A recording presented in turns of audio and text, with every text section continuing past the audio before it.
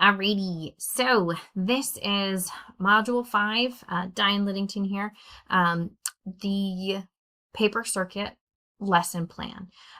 So for me, I teach bio, and my ask when I had to design my circuit was how am I going to integrate this with biology? So we're currently working through our macromolecules unit, and that's kind of what inspired me with this. So for my lesson, at least, I thought maybe the students could use it because they light up. It's so really interactive. It's not like it's gonna um, help you navigate through a dark hallway or anything, but very interactive and engaging. So my thought was, can we use this in a fun way? So I designed the lesson so that I put it on the students, and the students would have to design their own review game or study tool on any unit. The gist behind it, when I would utilize this particular activity, would be in between when the kids take keystones and when they take their final exam. There's a big lag there. And I thought, what a great way to get really integrated with those STEM components and do something hands-on and mind-on to get kids talking not only about circuits, but about biology. And then because the kids would have to present it for the others, they'd actually play the games or utilize the study tools. There's that they want to care, right? Because their peers are going to be interacting and utilizing them as well. So when I thought of this, my game that I came up with was on macromolecules. And this, let me go big for a second. This was my board, Macromolecule Match. So this is a folder. I don't know if you can see. It opens up. Actually, maybe I can open it up here. It opens up. There are the circuits and a battery that got lost in there. Maybe I should fix that. Clearly, I need to anchor that more effectively. Area for improvement. Better battery anchoring. Let's see if I can get this one. Okay, so this one got anchored well. Up here, immune system and speeding up chemical reactions. Push to check. And then there'd be a key. So blue is proteins. Proteins are involved in your immune system and speeding up chemical reactions. So they check which one it is, and it would give them the answer. And then over here, I've got carbohydrates or a short-term energy source. Oops.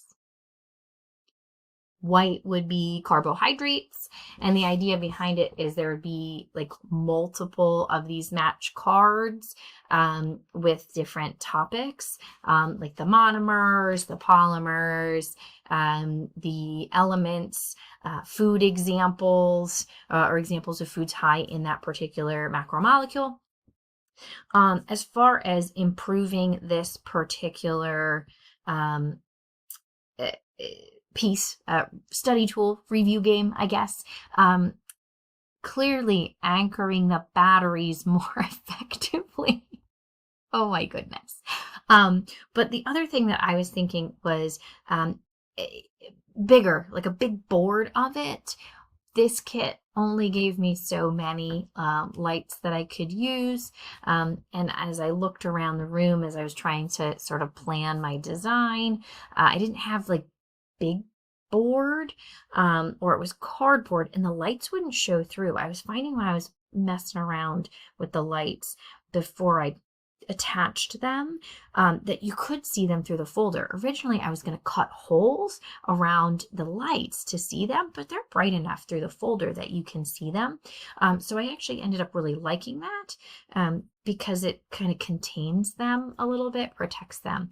But I think if I were to do like a bigger poster board where you could come up and press the buttons and hang that on the wall, I think that that would be a better design for sure. And like I said, more effective battery anchoring. But the other thing, so just taking a look at this lesson from using Design Tool 5.1, it definitely, I don't say it clicks all yeses.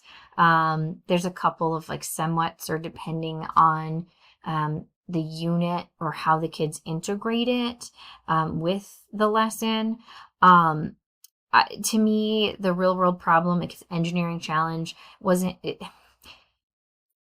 I don't know. It's definitely an engineering challenge, but it's not. You're not fixing a real world problem. I mean, the problem is over on January whateverth after you're done with your final exam.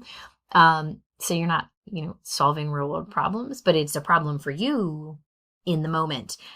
So I don't know that I would grade that a full yes. But it is certainly a problem that is legitimate to the kids.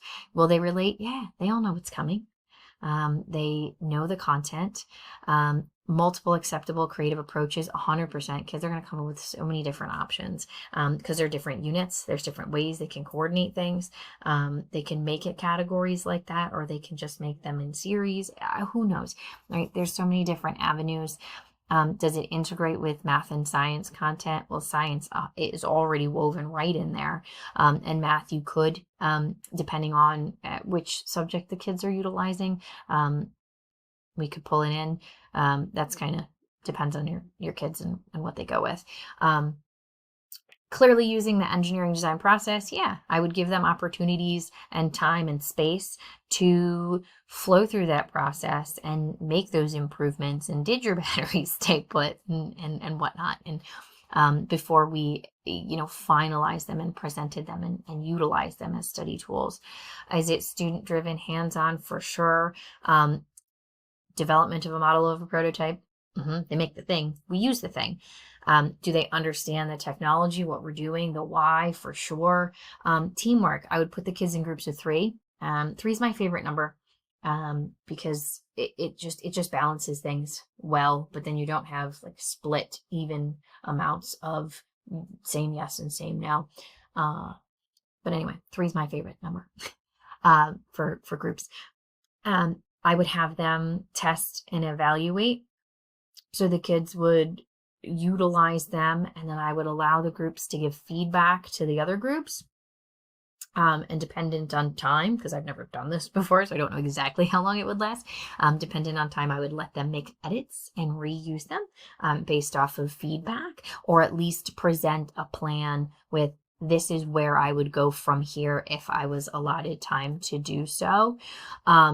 And communicating the designs and results is absolutely part of something that they would be doing. So I think overall, this scores pretty well. I don't think it's 100% yeses on the checklist, but it's pretty good. So I thought that was a way for me to actually create a lesson that right now, this semester, I could potentially implement with my kids. Hope you enjoy. Thanks.